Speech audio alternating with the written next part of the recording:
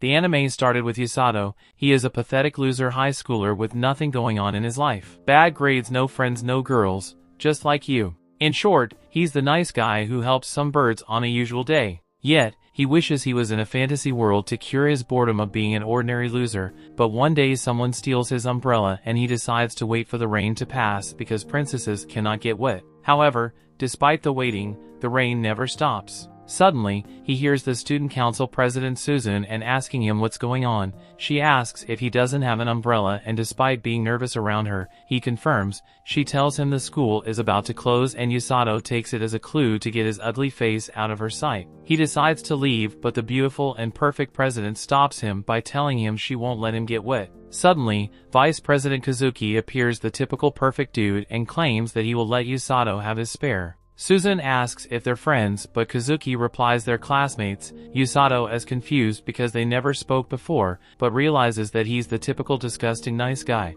Usato thanks him for the umbrella, and Kazuki asks what they should call him. Susan steps in the middle of them, telling him she will also call him Usato. Our pathetic loser blushes, thinking she's trying to flirt with him. They ask if he wants to walk home with them, to which he also cannot believe he gets the chance to walk with the cool kids. He accepts the deal, and as they walk, Usato explains that Kazuki only talks to girls and stuff. Kazuki's answer is that he simply answers the girls' questions. Susan teases Kazuki's popularity, and Usato tries to give his best shot. He mentions how Susan is pretty much a goddess. Yes, he barely leaves his mom's basement. Susan calls herself an average student, but Kazuki also decides to join the Dumb and Dumber party, mentioning how perfect she is. She's the best student, great at sports, kind, and also pretty. Usato then decides to give his shot and asks if they're a couple. The two get confused but explain those are just rumors because they spend tons of time together in the student council. She still feels impressed that Usato is the only person who had a pair to ask it.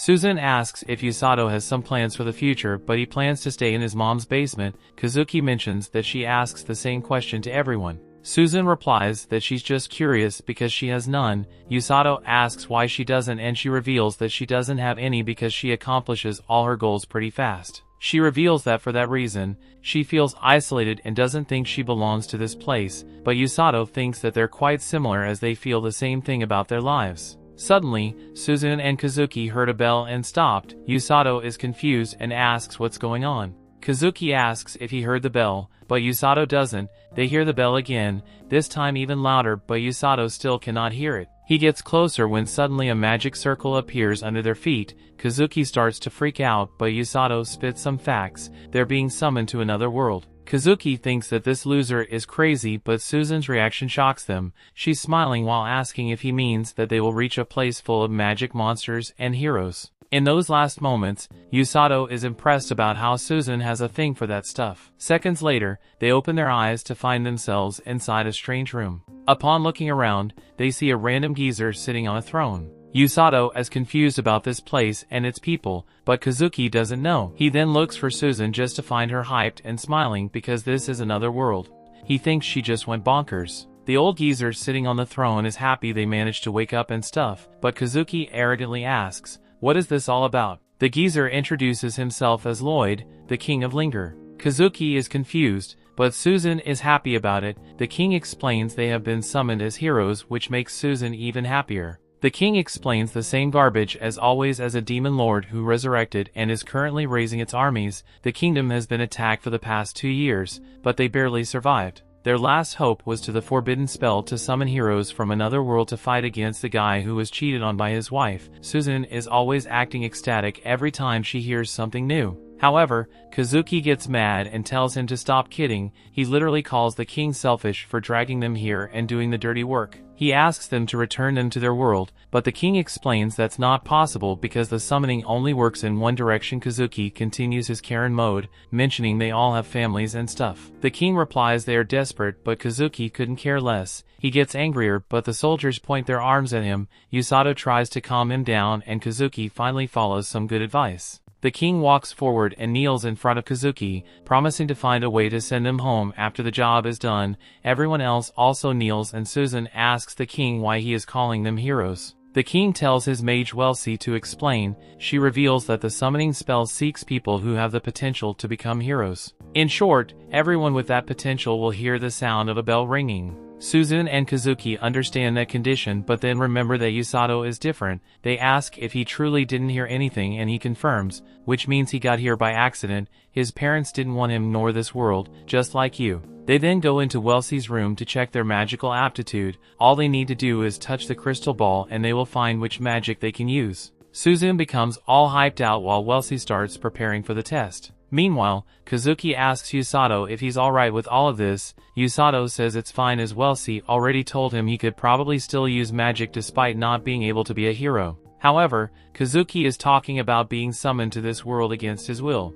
In his case, they didn't even want him. Usato dismisses it because it's all he wanted. Kazuki thinks that Usato is pretty chill about it, but he mentions that Susan is the odd one. They look at her being a typical weirdo and think that's true to the point that Kazuki thinks this is her being an optimist. Usato knows this is not the case, but they suddenly see the crystal ball glowing. Wellesley made all preparations and told Susan to start her test. She happily touches the crystal ball and a yellow glow appears. Wellesley explains that this means that she can use thunder magic, but she also has a huge amount of mana. Kazuki thinks that Susie looks happy, but deep down Usato knows this magic fits her fantasy dream. Kazuki then touches the crystal ball and it turns white. Wellesley explains he has a light attribute. Susan becomes all hyped up telling him to use a laser beam and stuff, but Usato tells her to stop being a nerd. She gets annoyed that Usato cut her off, but she then reveals that she likes that in a man. Usato feels shattered. He thought of her as the perfect girl. Turns out she's a freak. Wellesley explains that light magic is the strongest attribute because it counters the Demon Lord.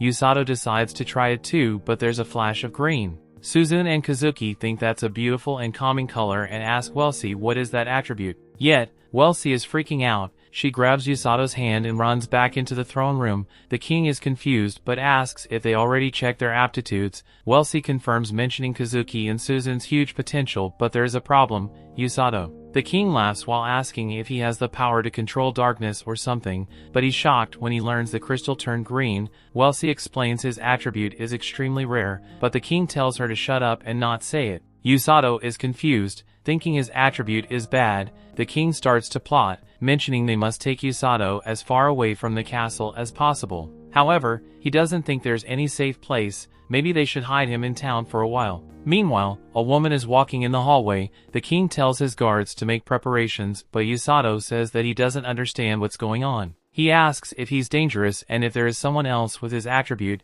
The king freaks out as he replies yes, but that person is bad news. Suddenly, the woman walks into the throne room scaring everyone. This is the person the king was talking about. She asks the king how the summoning ritual went and if the heroes are already there. The king tries to play it cool, asking if it isn't her off day. Yet, she refuses to take any off days. She then notices Usato and asks if he's the hero. Usato gets scared and crawls back, and the king explains he was summoned by mistake along with the heroes. He calls Usato an average pleb, but she clearly notices the king is sweating. She asks for his name and introduces herself as Rose, the captain of the rescue team. Yet, Usato clearly knows that she looks like someone who should be killing, not rescuing someone. While she intervenes, mentioning the heroes are waiting by the crystal ball and tells her she will take Rose there, Rose accepts that and prepares to leave. The king feels relieved everything went well and tells Usato to rest while they figure out what to do in his situation. Usato accepts, but he wants to know what his magic attribute means. He stupidly asks what a green light means.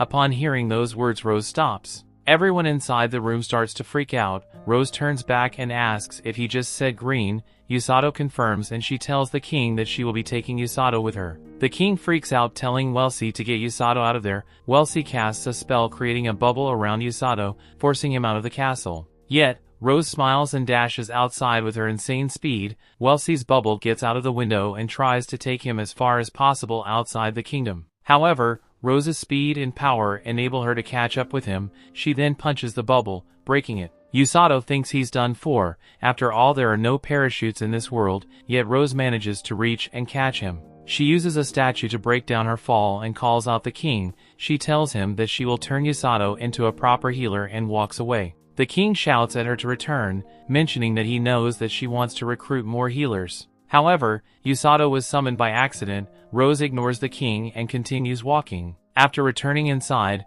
Wellesley explains to Susan and Kazuki that Usato was taken. They're worried he might be in danger, but Wellesley explains that's not the case. Kazuki wants an explanation. She reveals he was taken away from the castle to the rescue squad. She reveals that Usato's attribute is healing magic. Healers are rare in this world and Rose is one of them. Meanwhile, Rose is taking Usato under her arm to her base when a fox girl pays attention to what's happening. Wellesley continues to explain that Rose will basically teach Usato everything she knows. Susan thinks that's pretty normal, but Wellesley reveals that Rose's training methods are unorthodox, which means Usato will be living in hell. After reaching the base, Rose explains Usato has the potential to become a healer. He's pretty confused, and she reveals he will be living here from now on, and that's the reason she brought him. She then calls the rest of the members, but when Usato looks at them, he realizes they're literally a band of bandits. Rose tells them to take care of Usato, but they all look at him like serial killers. He tries to back away while scared in fear, but the guys introduce themselves,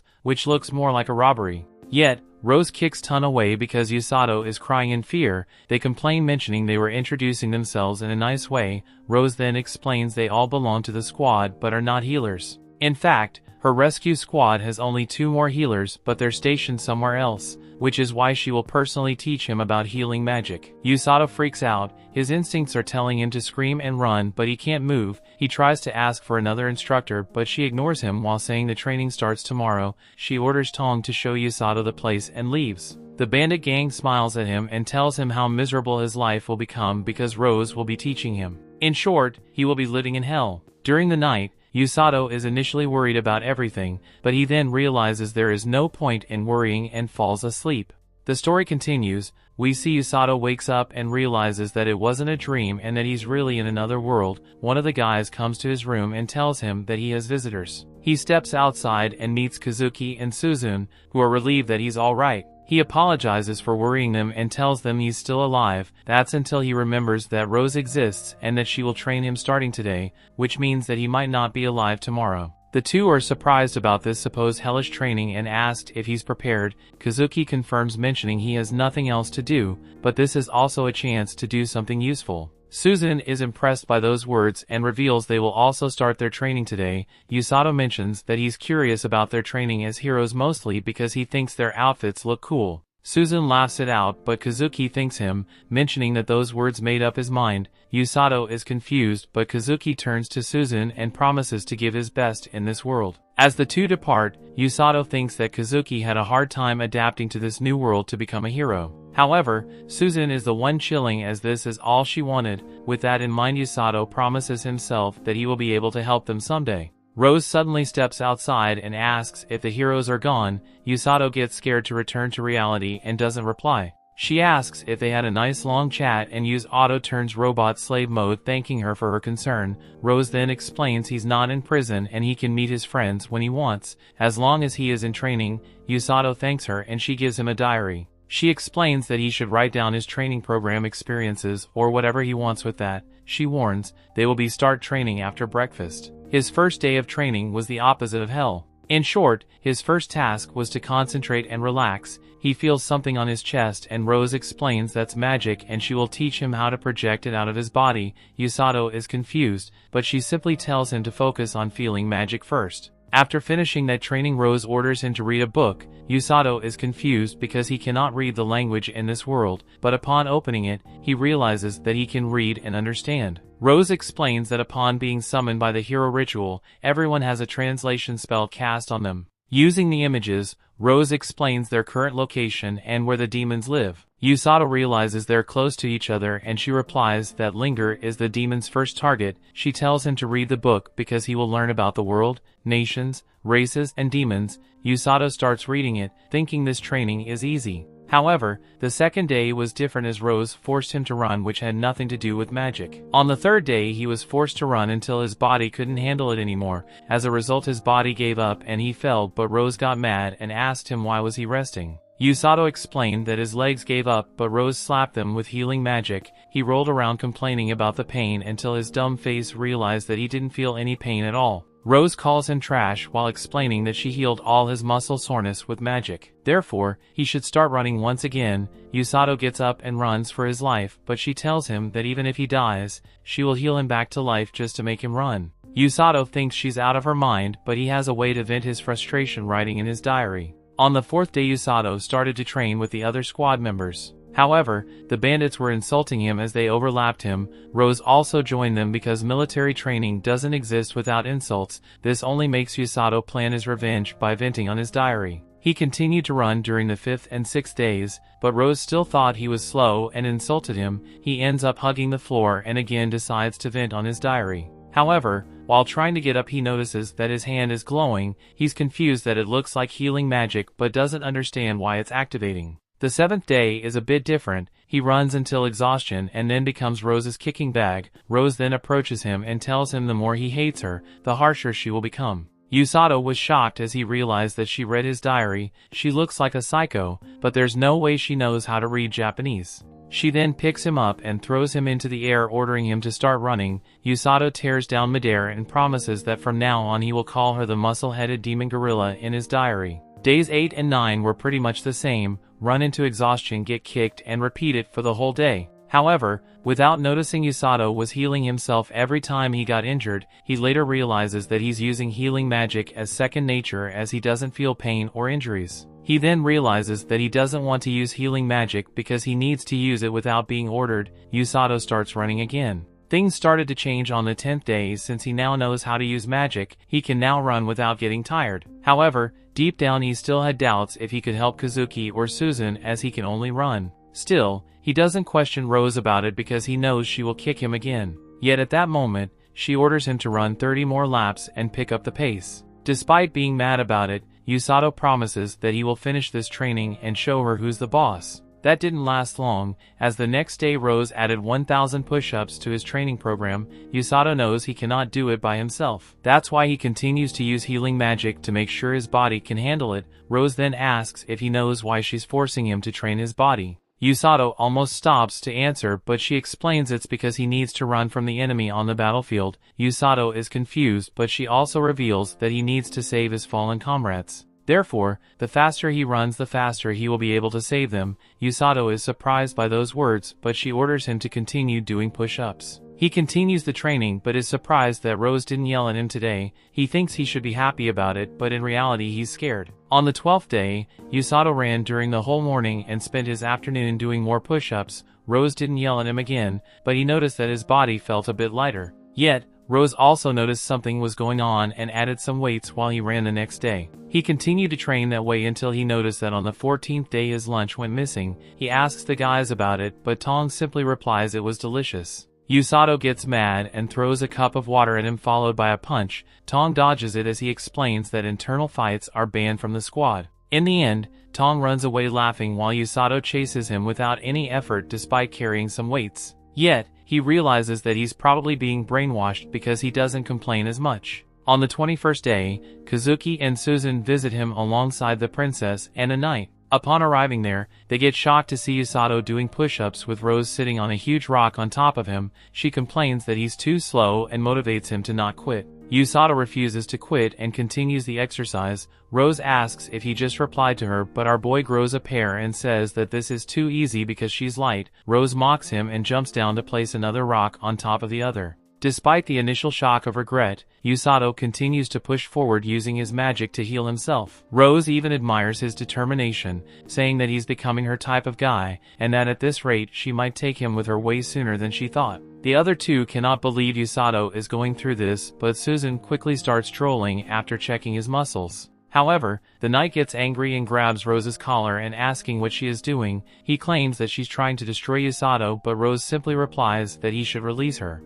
The guy holds on, but she grabs his hand as she tells him that he trains his knights however he wants, but she will use her methods to make Usato become her right-hand man, therefore she cannot go easy. The knight and Usato are both shocked by those words. Rose reveals that Usato is a catch. He hates losing, but what she loves the most is that he doesn't give up. Yet, Usato gets worried because this knight will probably make his training harder. Rose then orders him to take a break and have lunch.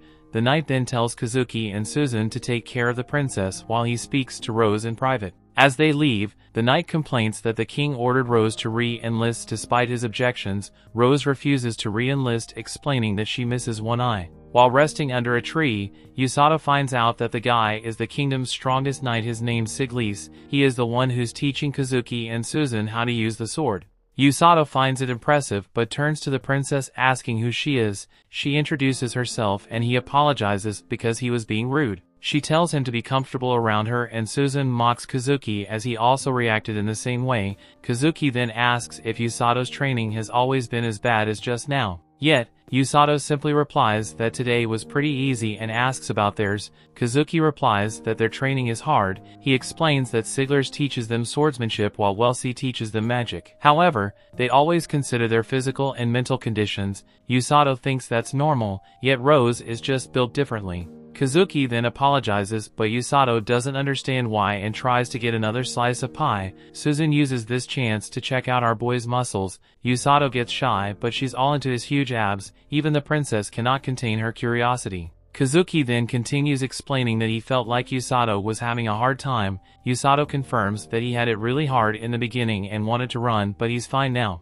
They get curious and he explains that Rose scares him, but he doesn't feel like running away because he enjoys training and life here. Susan is impressed that he already found a place to belong, but Usato dismisses it, calling it being stubborn. He shows his healing magic and explains that they will be fighting as heroes, therefore he also wants to help with something. Susan uses this chance to flirt, telling him to save her when she needs it. Yet, Usato simply tells her it's too late to act like a normal girl. She gets mad, but even the princess agrees with him. Suddenly, Tong appears and mentions that he has Usato's lunch. Usato gets all annoyed and pulls his mafia face, questioning his attitude and smiling despite what he did. Tong also uses his mafia face, telling Usato to forget about the past. Usato gets up, refusing to forget about his missing lunch, and charges forward. Tong also pulls out his fist and they end up punching each other. The two start brawling in front of everyone, making the princess scared. However, Kazuki tells her it's fine as it seems like this is just a normal day. Susan confirms, mentioning that it seems like he's fitting in this world way faster than them.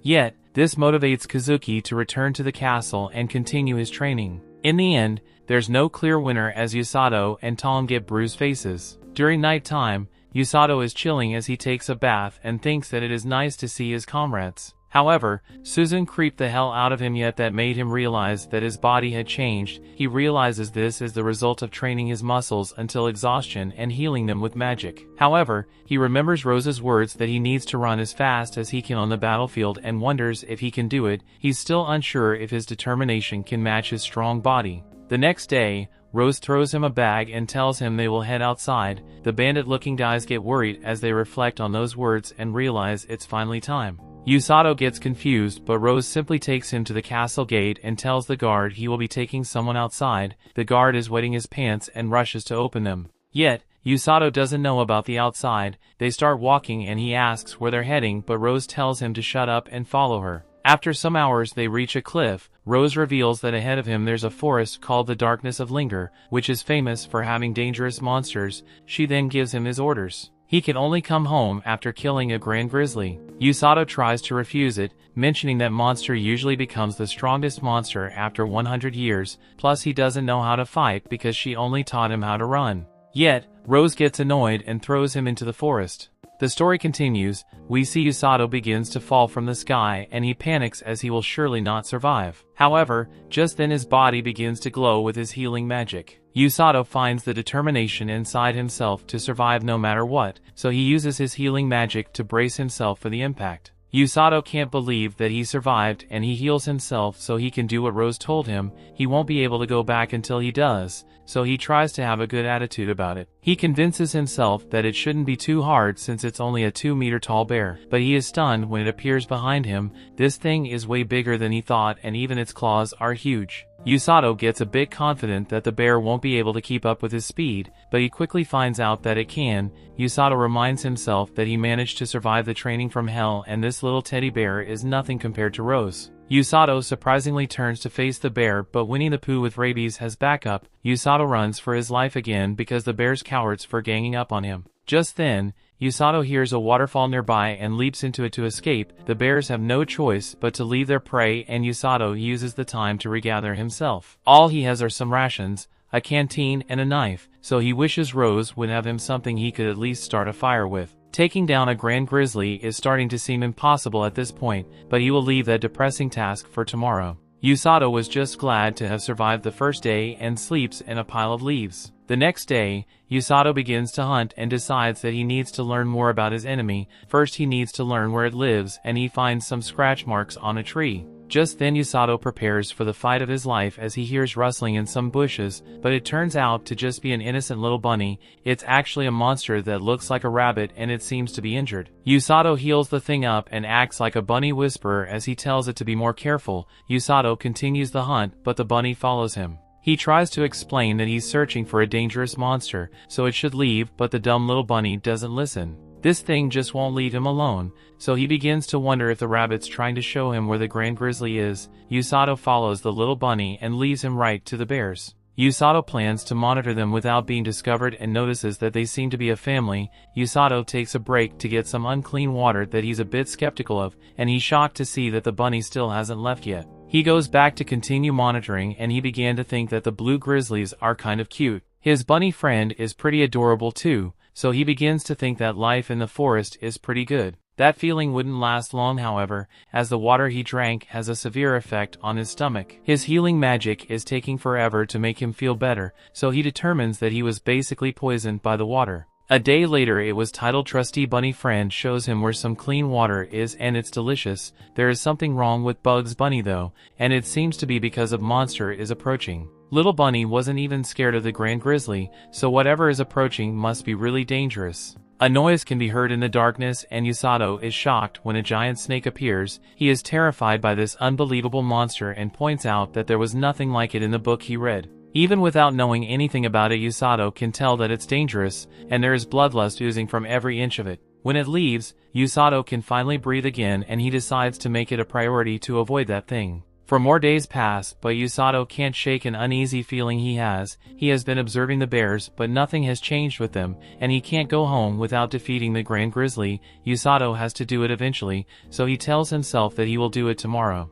The next day comes, but Little Rabbit doesn't want him to go. Usato gives in and decides to stay, but only until the rain stops. When it ends, Usato begins his mission and refuses to be stopped by Bunny. Usato readies himself for battle, but he is absolutely stunned when he finds that the lives of the bears have already been taken. The bite marks on the bears make it clear that the snake did it, but it didn't do it to eat. It took their lives for fun. The poor cub emerges from some rubble and tries to wake its mom up. Usato thinks about how much he hates losing, especially to Rose. On top of that, he hates the fact that his prey was stolen. As a little bear cries in agony, Usato states that what he hates worst of all is what he's looking at right now. He tells the cub to just wait right there and he vows to get revenge for it. Usato's friends go to visit him, but shocked to hear he has been training in the forest for 10 straight days. They think that seems a bit too long to be training out there, but the guys explain that Rose makes all the decisions. Rose isn't there though, so these useless guys have no clue what's going on. Kazuki is really worried about Usato,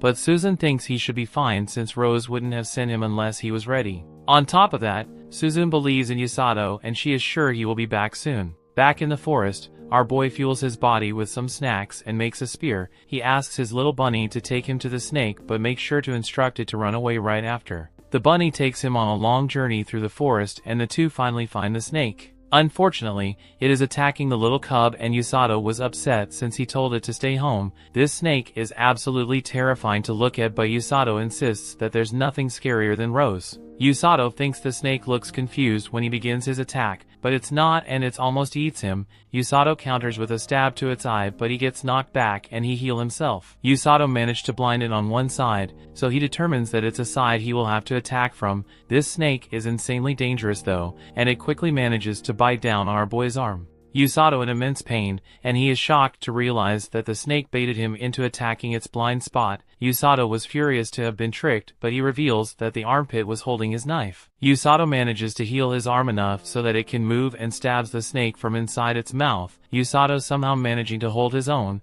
but things take a real bad turn as he realizes that he has been poisoned. This is a seriously unfair fight, as the snake is both huge and poisonous, but Usato has the advantage of being able to heal himself. Getting poisoned by the water forced him to learn how to heal himself from the inside out. Usato does just that and prepares to attack again. This snake is about to end his life with one tail swinging though, but the little cub steps in to help. These two have great teamwork right off the bat, as the bear left suicidal jump off its back so he can get on top of the snake. Usato uses some foul language to call the snake stupid, and he somehow manages to land an insanely powerful punch. Usato's determined to end the battle right now, so he jams his spear further into the snake's head. He yells out as he gives it everything he has, and the little bear helps out by pinning the snake down. The snake is eventually defeated, and Usato can't believe that they actually did it. The bear seems to have taken a liking to Usato, and he points out how they got their revenge. He would like to heal the little cub, but he is using up all his mana to neutralize the venom in his body, and he can't even move. That's really bad news though,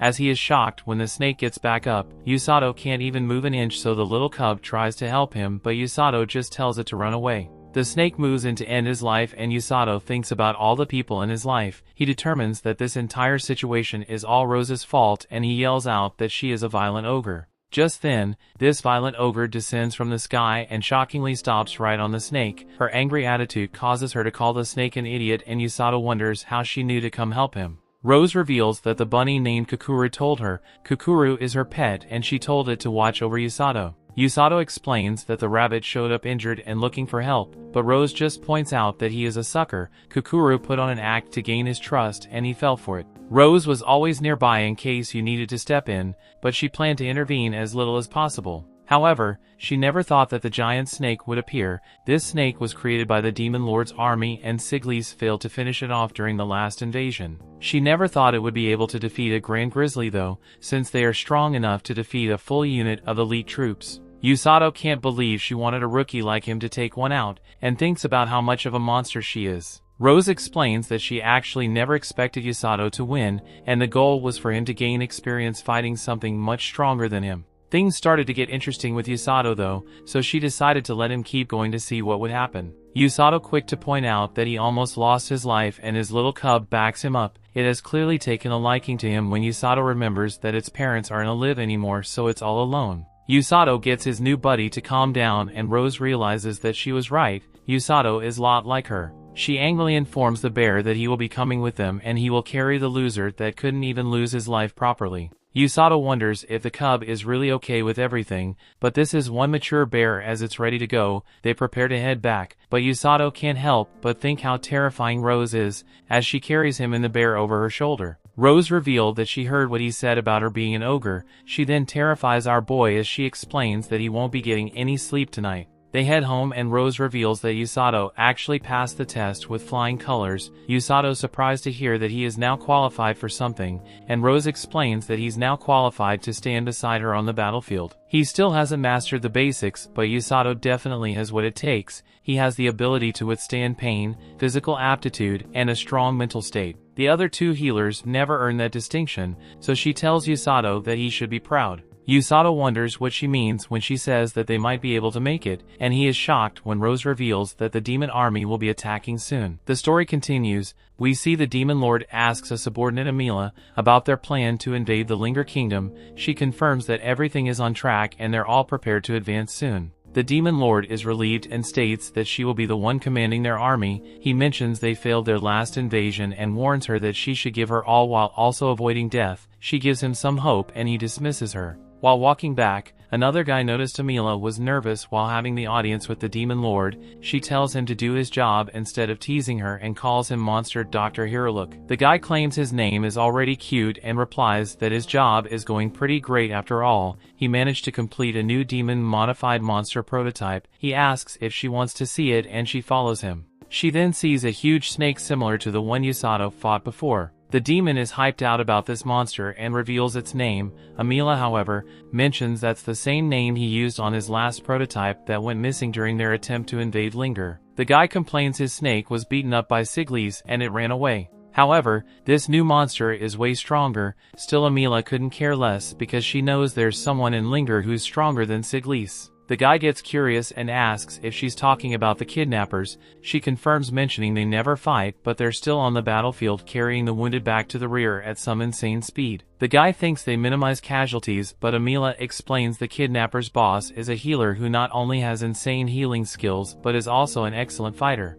That person is Rose, the strongest person in Linger. Amila deeply hates Rose because Rose fought her master. Yet, The guy didn't stay alive to tell what happened. This monster tells her to calm down because she cannot fight during their invasion because she must command the army. Yet, Amila walks away mentioning she will leave the fight to their immortal dark magic user named Black Knight. Back to Usato, he's happy because he missed his bed to the point where he also enjoys Tong's snores, yet he must wake up and do his stuff. He gives some fruits to the little bear for breakfast and notices Rose's rabbit nearby. However, Usato tells him that he cannot forgive him for taking advantage of his innocence. The rabbit acts cute and Usato almost falls for it. Yet, he tries to refuse to be nice to the rabbit, but he cannot resist it. He keeps giving the bear more fruits and calls it Blurin. Rose arrives repeating the same name and she asks if that's its name. Usato confirms it, mentioning he combined the words blue grizzly. Rose is shocked to hear that but focuses on saying that she told the king about the bear and it will now be the property of the rescue squad. Usato is confused about that and she reveals that the bear must also do his duty if he wants to stay here. The little one is scared with her smile and hides. Turns out that from now on Usato must not only run with weights, but also carry the bear. Rose explains this will be a regime close to what will happen on the battlefield. She tells him to think of the bear as someone who needs rescue. She orders him to start running and he follows her orders. In fact, Usato only considers this as a training with more weight than usual. He thinks that all he needs to do is to control his healing magic properly. Yet, Rose shouts that he's too slow and the wounded will die. Usato complains, but picks up the pace. Suddenly, Tong comes out of a bush and tries to punch him, but Usato avoids it. Another guy comes running into him, but he also dodges. He thinks they're crazy and asks what they are doing. The thugs chase him and explain this is a simulation of what will happen on the battlefield. Usato tries to run faster, but the thugs yell others are hiding too. Yet, Usato speeds up and keeps running for the next hour.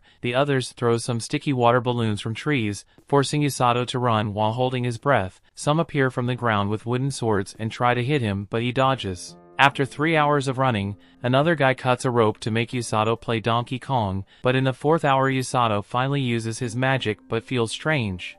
The rabbit comes out from a bush and smiles, yet Usato panics and jumps over him thinking the rabbit is doing it again. With time, Usato feels even stranger and finally collapses without knowing why. Usato is confused because he should at least be able to last for half a day. Rose appears, explaining that will be his stamina on the battlefield. Usato is confused, but she explains the human body also gets fatigued from feelings like anxiety, fear, and frustration. That's the reason why he ran out of energy faster than normal. Usato asks what he can do, but she heals him up and tells him to get used to those emotions. She says he must build up his mental fortitude and situational awareness. She then walks away and orders him to run through the town and around the castle during the afternoon. Usato is confused but follows those orders, yet every citizen is shocked to see a guy running in the streets with the blue grizzly on his back. Usato already knew this would happen despite Blurin being a well-behaved monster. Suddenly, the people start smiling as they realize that Usato is also part of the rescue squad.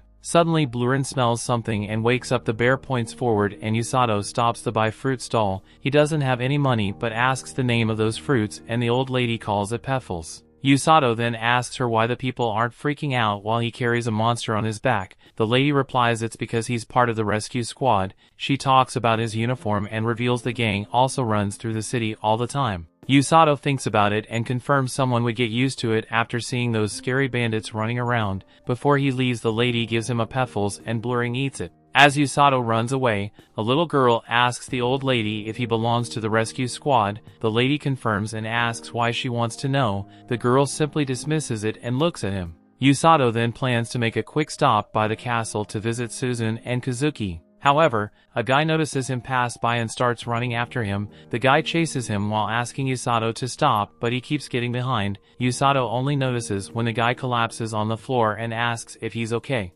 Usato heals the guy and asks what he wants. The guy reveals he wanted to say hi because he also is part of the rescue squad. Usato is confused, but the guy introduces himself as Orga Fleur, one of the other two healers. After hearing the whole story, Fleur is impressed to know that Usato was summoned by mistake along with the heroes. Usato claims he almost forgot about it because he's been training hard every day. Fleur thinks Usato is amazing for being able to keep up with Rose's training because he and his sister couldn't. Usato asks if she's the other healer. Fleur confirms, mentioning she's 5 years younger and they run a clinic in the castle town to heal people with magic. Yet, Usato is confused about why Fleur collapsed just now. Fleur explains he's not good at using healing magic on himself, he can only do it to heal others. Usato is surprised there are other types of healers and Fleur confirms, mentioning they're all part of the rescue squad, therefore when it's needed they help their captain and heal everyone. Upon hearing those words, Usato remembers when Rose told him that he would go to the front lines and heal the injured by her side. He gets worried and asks Fleur what their roles on the battlefield are. Fleur replies the bandits retrieve the injured from the front lines, while he and his sister heal them. In short, they're the rear support, yet Usato reveals that he will be going to the front lines with Rose. Fleur is shocked and Usato questions if someone like him can do it. Fleur replies the ones in most danger are the heroes and the knights, and if they get injured they will most likely die, but if they have healers on the front lines, it means those people can be saved. He reveals that's a tough and dangerous job. However, he knows Rose would never bring someone who she didn't completely trust. Usato thinks about his friends and gets worried. Fleur then gets up to return to the clinic and Usato decides to continue his training. Before departing, Fleur asks Usato to not hate Rose because she doesn't know how to measure her words. Yet, Usato tells Fleur to not worry because he never hated her. In fact, he also has some words to tell her. Usato then starts running and Fleur feels relieved that Rose finally met the person she was looking for. Suddenly, Fleur's sister comes to complain asking if he has a death wish for wandering around. He tells her that he's not that frail, but her look tells us otherwise. He then tells her that he just met someone interesting and she gets curious about that person, yet Fleur replies she will eventually meet and like him. Meanwhile, Usato reaches the castle and asks for permission to enter with the bear. The guard allows him, confusing Usato, who asks how he can bring a monster to the castle. The guy replies that Rose has signed it off, so he should go ahead. Upon reaching the training grounds, Usato watches Susan practicing against 3 soldiers. She gets distracted when she sees it and asks about the bear. They take a break and Usato tells her everything about surviving in the forest filled with monsters. Yet she's way more excited to pet Blurin. Usato tells her to go ahead, but Blurin slaps her hand away, refusing her pat. Usato apologizes, saying Blurin is shy, but she is even more excited. She asks Blurin to become her friend, but he bites her hand when she tries to pat him. Usato says this could mean Blur and thinks she's a bad person, but he then bites his hand too. She teases him, but they eventually let it go. Usato then notices the injuries on her hand and she claims it's because she's training seriously. He then holds her hand and heals it, surprising her with his amazing skill. The girl thinks he came all the way here to visit her and blushes, but Usato confirms he came here to visit her and Kazuki. She feels rejected and reveals Kazuki left the kingdom with Siglise to get some combat experience against monsters. While walking, Kazuki asks Siglise if it's true that the Demon Lord's army will start invading soon. Siglise confirms it, mentioning it will probably have a much stronger army than last time, and that's why they summon Susan and Kazuki, heroes who can boost their soldiers' morale. Yet Kazuki is still unsure and hesitates. Still, he promises to give his all, but they all stop because there's a pack of hung wolves in front of them. They prepare to battle and Kazuki makes his resolve. Usato is impressed, but wonders if Kazuki will be okay. Susan replies it will only last some days, but once he returns, she will be the one performing that training. Usato teases her, mentioning she will probably enjoy every moment of becoming OP in another world, yet she complains because he's not worried about her at all. After the conversation, Usato decides to continue his training. He thinks about the other two doing their best for the incoming battle and that they're going to fight. And if they do it, he also wants to somehow help and not be the one staying behind to be protected. He thinks that in his previous world, he only wished to do the things he couldn't. However, this is not who he is anymore. After returning home and putting Blurin to sleep, then Usato meets Rose. She asks if his body has already gotten used to the training and he answers he got a bit used to it, yet he wants to train more. Upon hearing those words, Rose tells him to continue and walks away. Usato stops her to ask about her words to steel himself. He explains that he freaked up after almost dying to the snake and then heard about the incoming invasion. He initially thought he didn't want to be a part of this, yet today he changed his mind. He won't fight or kill enemies, however he will do anything to save everyone because he's a member of the rescue squad. Rose smiles for the first time and bumps her fist into his chest, telling him to have pride in saving people and the values of their squad. Upon hearing those words, Usato smiles and calls her captain. However, the next day Rose wakes up by putting a heavy bag on top of him and tell him the king ordered him to join Susan's training.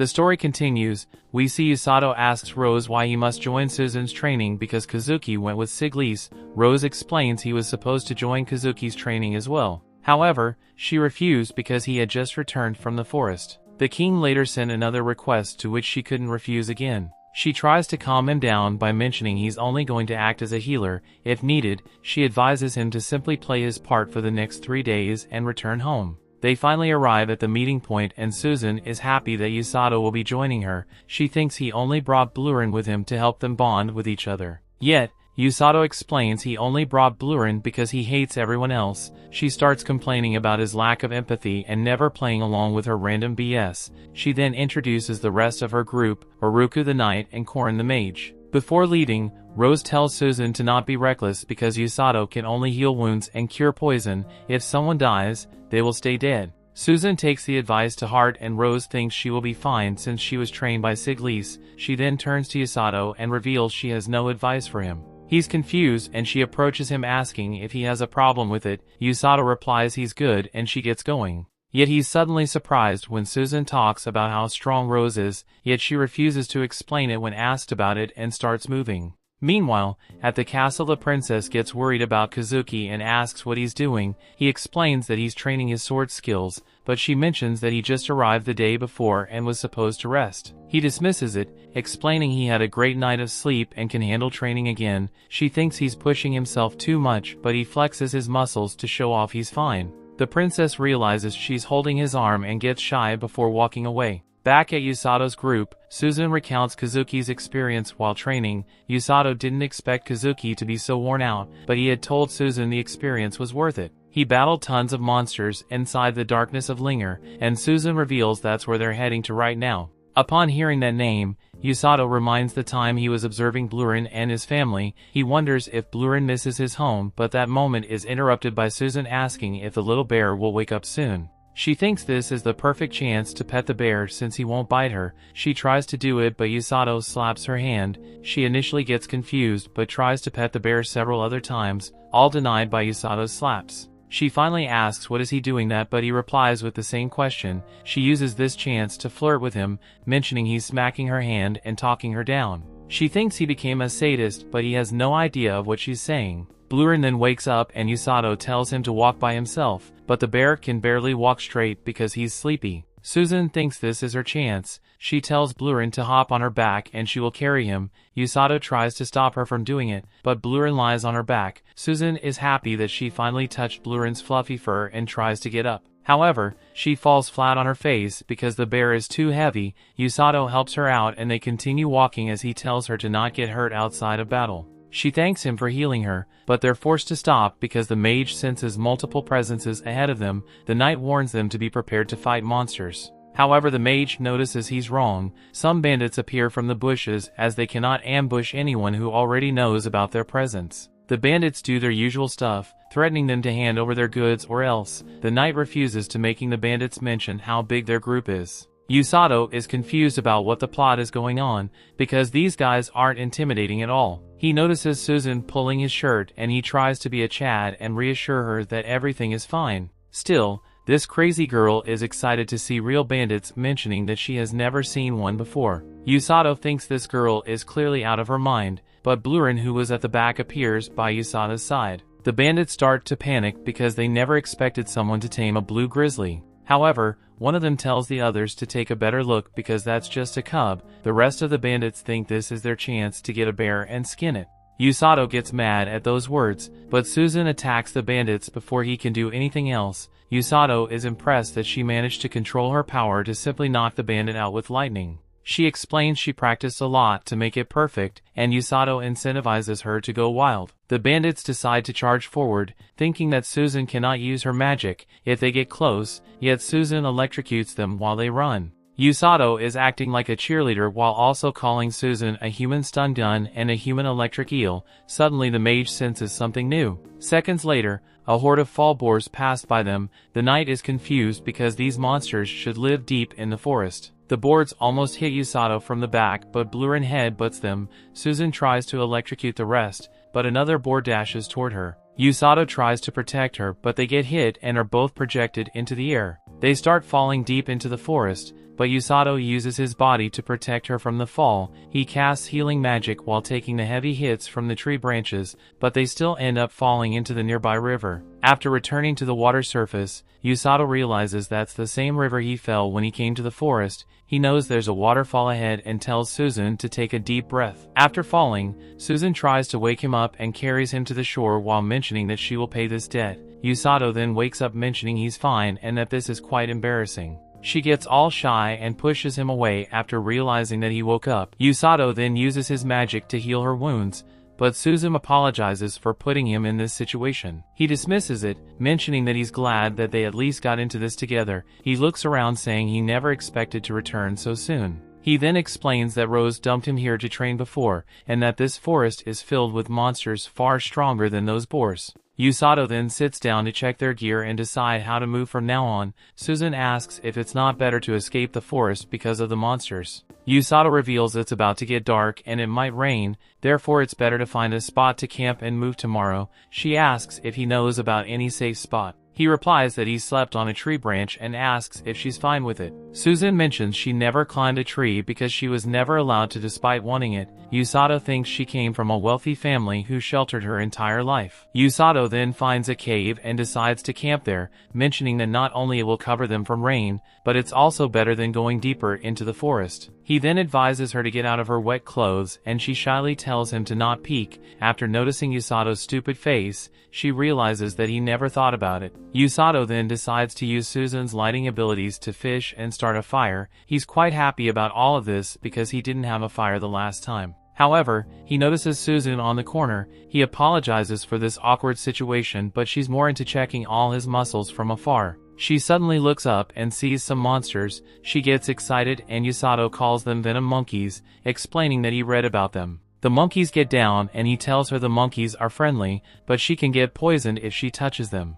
Yet, Susan is already touching one. Usato asks what the plot is she doing, but she replies that she has already been poisoned by the monkey's cuteness. She tells him there's nothing to fear, but the small monkey bites her finger. She collapses, forcing Usato to cure her. Meanwhile, at the palace, the king gets informed by the mage's familiar that Usato and Susan are missing. Kazuki wants to know more about it and the king explains all the information he currently has. The king reveals he didn't want to reveal this to Kazuki, but the princess forced him to do. Kazuki asks if they already sent a research party, but the king reveals they will depart tomorrow. Kazuki thinks that's too late and decides to head out by himself right now. However, big gorilla mommy Rose appears and tells him to stop. She tells him to not worry because Usato is with Susan. She bluntly explains that Usato won't die so easily, so if Usato is fine, Susan should be safe. Kazuki is shocked to hear that. After all, Usato is a random dude who came here by mistake and got healing magic. Talking about the devil,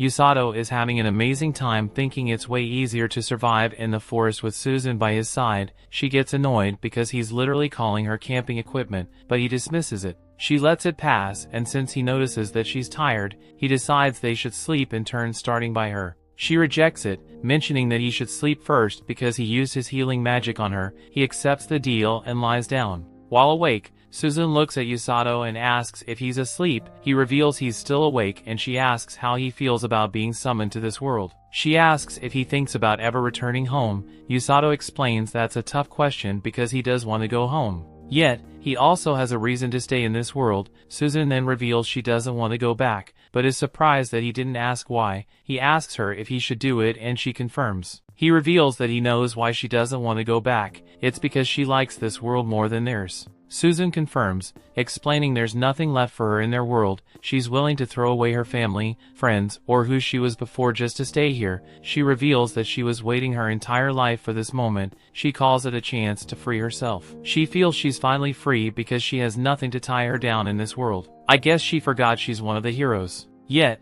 she's surprised to hear Usato say that it sounds good to him. He doesn't understand her expression and she asks if he's not disappointed by who she really is. Usato explains he always wanted to change and stop being an ordinary guy who is passive, therefore he doesn't think they're different from each other. Susan is impressed, but Usato continues. When they arrived, he didn't want to hold them back and that's why he always accepted Rose's training, but now he's determined to protect her, Kazuki and everyone else in this kingdom as a member of the rescue squad. When asked about it, Susan replies she also wants to protect this place as a hero. Upon confirming their resolve, Usato says they will save the kingdom together and forget their old world. Susan smiles, mentioning that Usato has grown a lot since coming here. Usato also reveals that he feels closer to her. In their world, he always thought about her as a flawless, perfect girl, yet Susan is shocked because he never treated her as if she was a perfect girl, but she reveals that she doesn't mind it because she'd rather be close to him than be admired from afar. After blushing,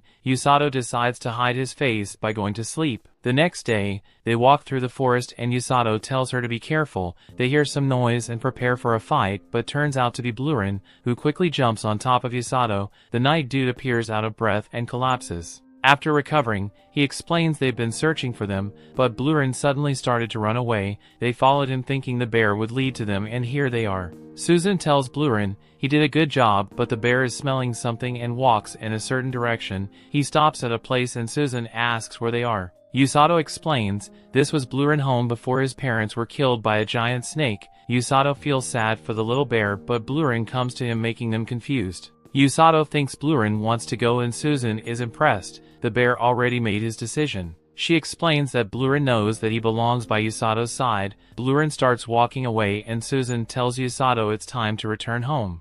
The story continues. We see after returning, the king welcomes Usato and Susan back. Susan apologizes for worrying him, but he claims he's the one who must apologize for putting Usato into this. Usato dismisses it and confuses the king by mentioning that he's already used to these types of situations. Our boy quickly realizes he made a mistake and looks at Rose. He tries to explain himself and lies by saying that he used to explore the woods in their previous world. The king believes it and decides to ask about his training with the rescue squad. Usato looks at Rose again, thinking that's hard to answer, yet he claims that it's way too easy. The king is happy to hear it, but Rose smirks at Usato. He starts to panic and realizes that's what she wants him to answer. He realizes that his mind has been pressured by Rose and feels frustrated. Yet the king announces that Susan's training will be modified and asks her to rest for the day. The two are dismissed, but Rose and Siglis are asked to stay behind. Usato is confused, but he's forced to leave. Susan asks if something is wrong and he replies that he's wondering about the subject they're talking about because the minister seemed worried. Susan confirms and Usato worries that he might get fired. She laughs it out and suddenly stops after hearing Kazuki's voice.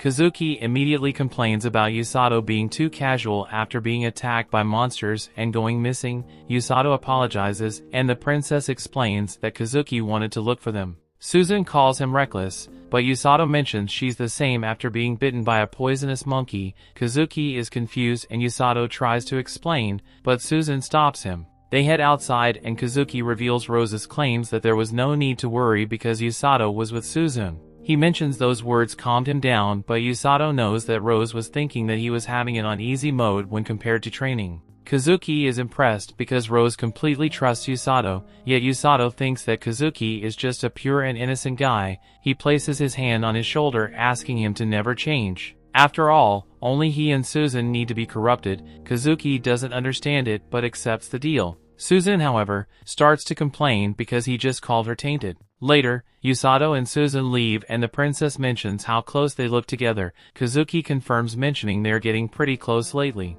Yet the princess corrects him, mentioning they're close to him. She mentions how he was enjoying himself while hanging with them. Kazuki dismisses it by mentioning they were friends before. The princess gets worried and asks if she can also be Kazuki's friend. She mentions that Susan treats her informally, but Kazuki never calls her by her name. Upon noticing his surprised reaction, the princess apologizes and tells him to not force himself. Kazuki then grows a pair and promises to call her Celia from now on. Meanwhile, in the throne room, the king reveals he interrogated the bandits who attacked Usato's group. In short, the bandits were crossing the plains and noticed fewer monsters than usual, and that's when they were attacked by a herd of fall boars in the forest. The king thinks the monsters must be fleeing the plains for the forest, and that can only mean the monsters are running away from something that is coming towards the kingdom. Siglis thinks it's the Demon Lord's army and the king confirms it. Siglis then mentions the Demon Lord underestimated them in their previous battle, but the same won't happen again. He believes the Demon Lord will use everything available to capture their kingdom.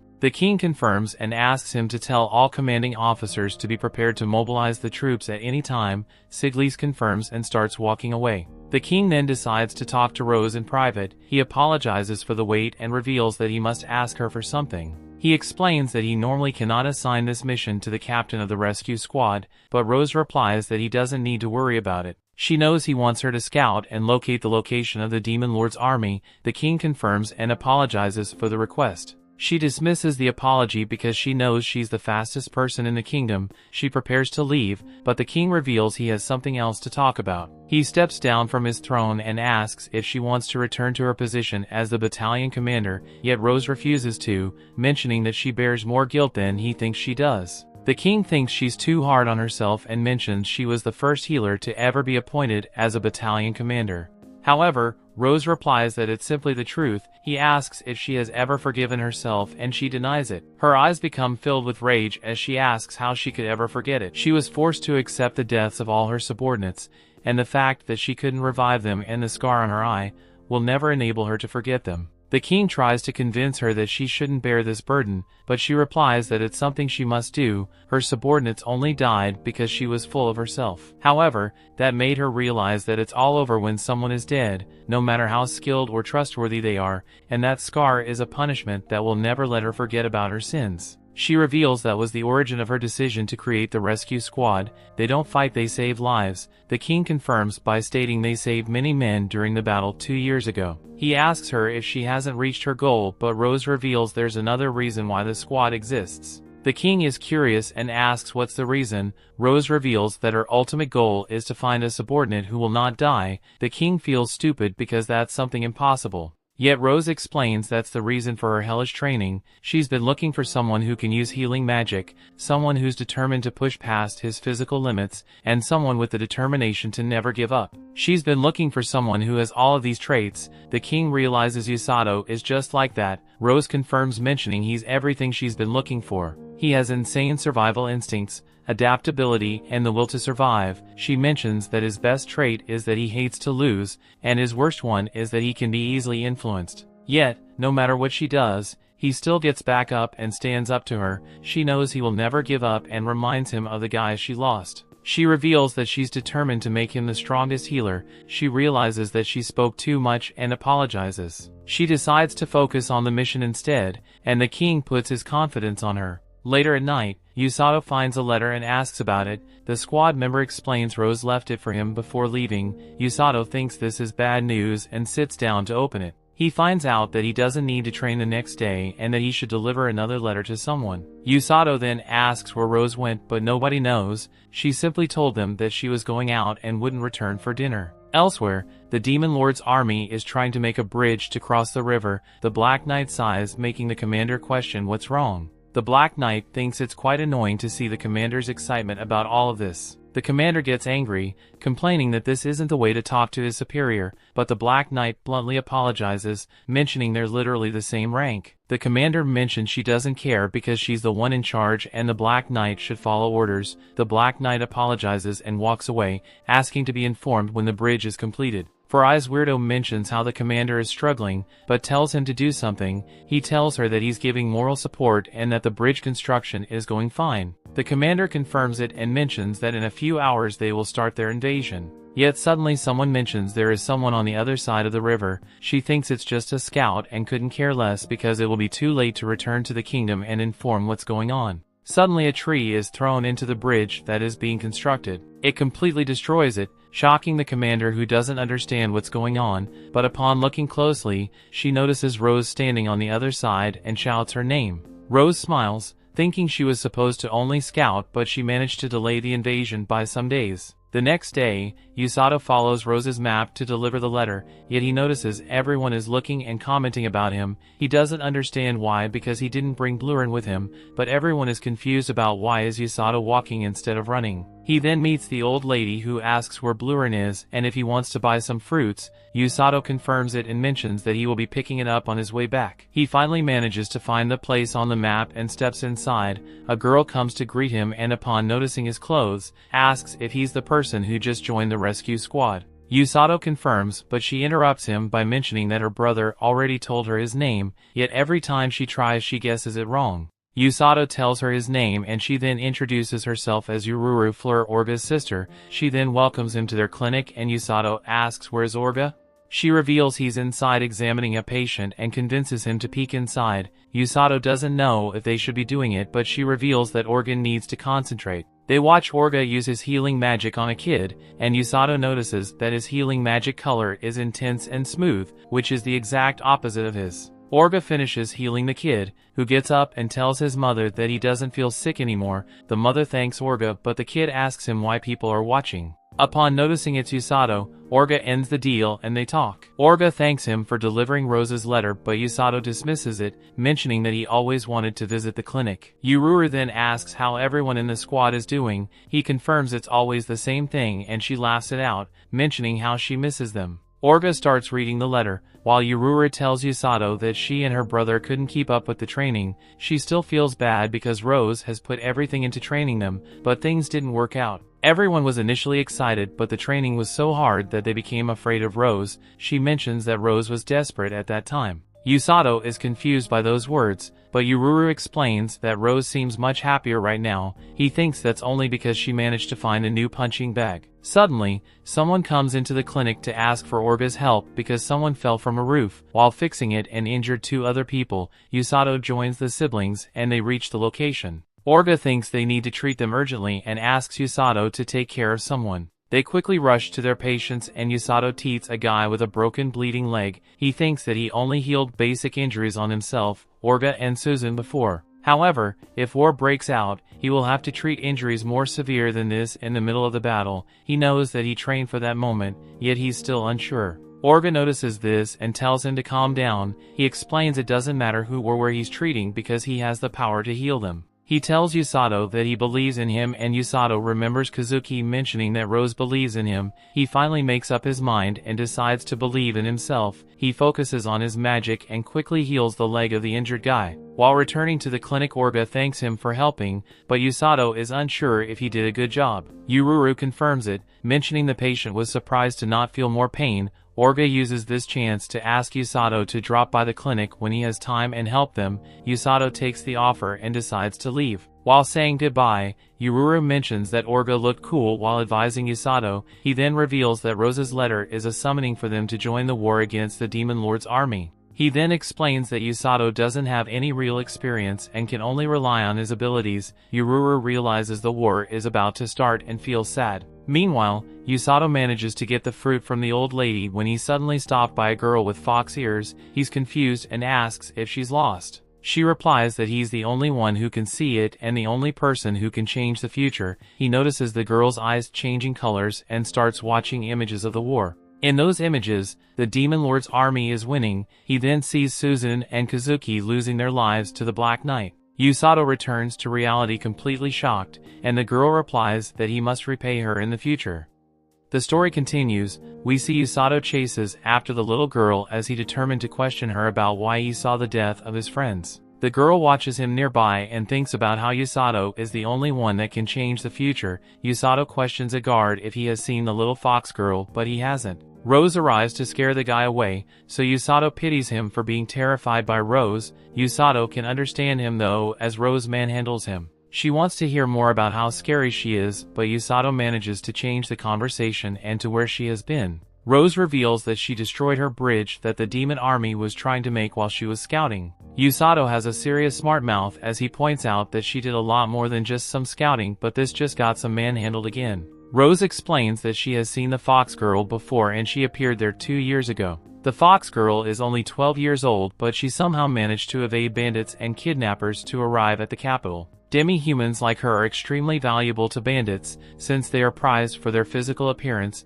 More importantly, some even have an aptitude for rare magic. Usato wonders if this rare magic is able to show people visions of the future that they hope never happen. Rose reveals that there are rumors of beast men who can use magic called precognition. They are extremely rare, and even if they existed they would be well guarded back in the beast lands. Rose probes further about why he wants to know, but Usato pretends that he was just wondering about the beast people since he read about them in a book. That night, the king thanks Rose for buying them some time, but she points out that the demon army will likely be building another bridge soon. It will only take a couple of days to finish, so the king decides to inform the soldiers and citizens about the invasion. He will do it tomorrow, but he wants to speak with Susan and Kazuki before the night is over. On their way to see the king, Kazuki and Susan run into Celia. Kazuki has a pretty awkward interaction with her, and after exchanging pleasantries, they part ways. Suzanne wonders what happened between them, but Kazuki says it was nothing. Elsewhere, Usato finds that he can't fall asleep. He can't stop thinking about the vision and how if it is the future,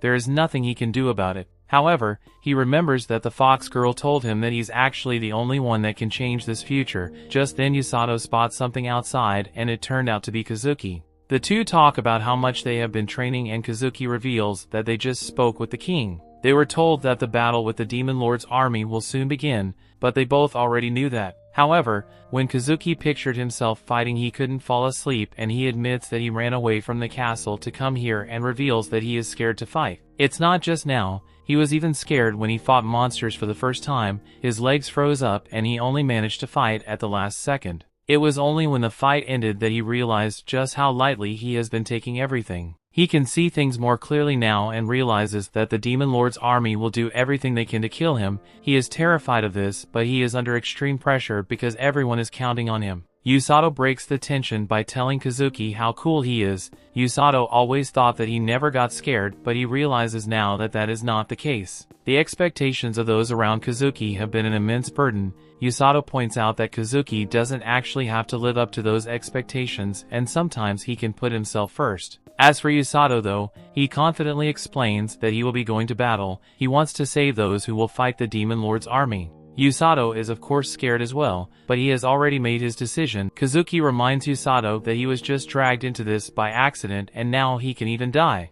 Usato admits that he was brought by accident, but a lot has happened since then. There have been tough times, but he has also met a lot of people that have showed him the way. He wants to help them, and that includes Kazuki. Usato points out that even if Kazuki doesn't fight, they will be friends either way. These words turn out to be just what Kazuki needed to hear. Kazuki snaps himself out of depression and declares that he will fight to protect Usato and Susan. He isn't sure if he can fight as a hero, but he definitely knows that he wants to help his friends. Kazuki refuses to just watch and proclaims that he will take his fear and fight in spite of it. Having his friends by his side reassures him more than anything, so they agree to protect everyone together. Usato realizes that he just said a bunch of corny stuff, but Kazuki assures him that it's exactly what he needed to hear. Afterwards, Usato hopes to forget his corny speech with some sleep, but Susan appears to laugh at their bromance. Usato says that he's too tired to deal with her mockery, but she goes on to mock him even more. Usato knows that she followed Kazuki because she could tell that something was wrong, but she is glad to see that Usato took care of it. Usato admits that there is a part of him that doesn't want to fight, and Susan wonders if he doesn't want her to fight either. Usato would rather she not, but he knows that she has already decided to live in this world. This is true, so she leaves as they all have a big day tomorrow. The next day, the king makes his announcement. It's only a matter of time before the Demon Lord army invasion, so he plans to intercept them in the grasslands. 2 years ago they pushed back the Demon Lord's army, but he is sure that they have gotten stronger since then. It won't be easy, but he reminds everyone that they have gotten stronger as well. He points out that they have 2 heroes now, and Kazuki and Susan.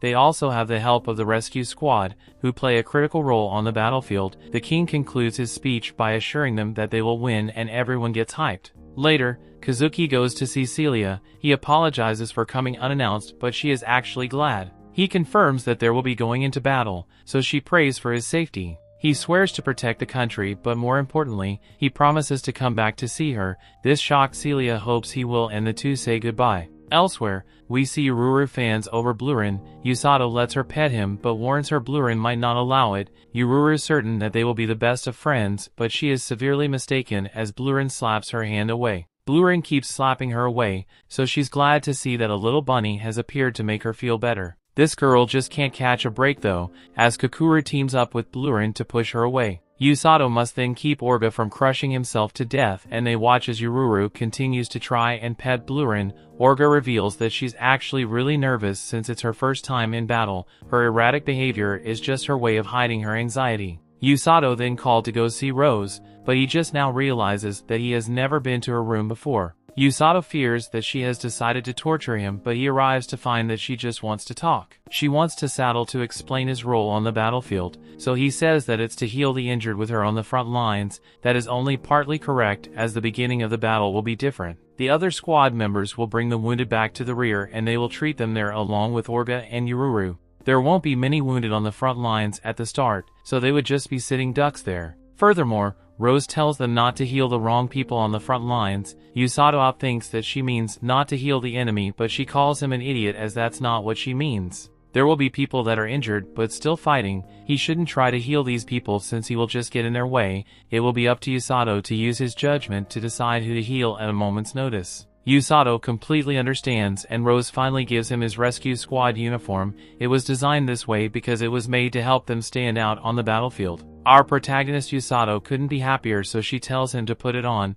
Rose is glad he put on so much muscle, since Usato was able to fill the suit up well because of it. Rose manhandles him once more to explain that healers are not immortal. Once they die, it's over. The one thing he can never do on the battlefield is take his life for granted. Usato explains that he obviously doesn't want to die, but this just makes Rose call him an idiot again. Talk is cheap, as Rose knows plenty of people that talk the way he does and died anyway. Being part of the rescue squad means that he must save himself too, so he shouldn't underestimate the value of his own life. Rose doesn't want to hear any self-sacrificing talk from him, or she promises to end his life before the enemy does. Usato hears her message loud and clear and confidently declares that he will save everyone, including himself. She questions if he can really do it, but he reminds Rose that she was the one that told him to speak his ideals. Usato thinks about the vision he saw and determines that it doesn't matter if it really is the future. He knows what he must do, and that is to not let Kazuki or Susan die no matter what.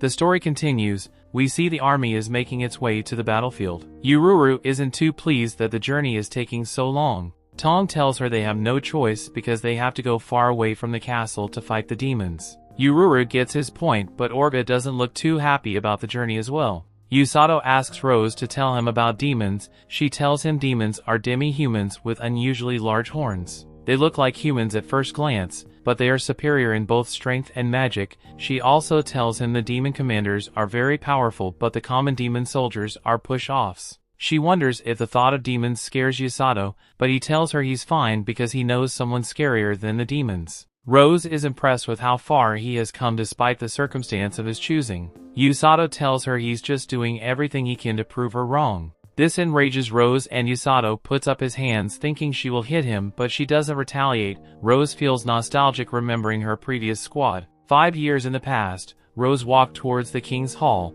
The king was addressing the soldiers and telling them about the demons that were spotted on a plain close to the city. He told them it was only a matter of time before the demons attacked someone. He decided to assign guards to the merchants that traversed the plains. He tells them the guards will be assigned to soldiers lower than the general rank. He warns them to run if a fight breaks out because demons are stronger than humans. After the briefing, Siglis asks Rose what she thinks the demons are planning. She tells him he has no idea, but she guesses they are preparing for an invasion. Siglis wonders if they have the means, and she tells him there's a possibility. Siglis tells her he'll ready the troops to mobilize at a moment's notice, but she tells him it would be a waste of time. He tells her they need to be able to mobilize instantly, and she tells him he's too uptight. They go their separate ways, and Rose decides to take his advice. Yule, her subordinate, calls out to her while she's thinking about her strategy, but she's lost in thought and doesn't answer. Yule keeps pestering her and she loses her patience. She hits Yule's head and tells her to be quiet. Yule complains that she almost split her head like a coconut with her brute strength. Rose tells her to keep quiet when she sees other people thinking, and Yule realizes that she's mean. She tells Rose that she didn't think demons would show up, and this prompts Rose to give her a 2-for-1 special smacking.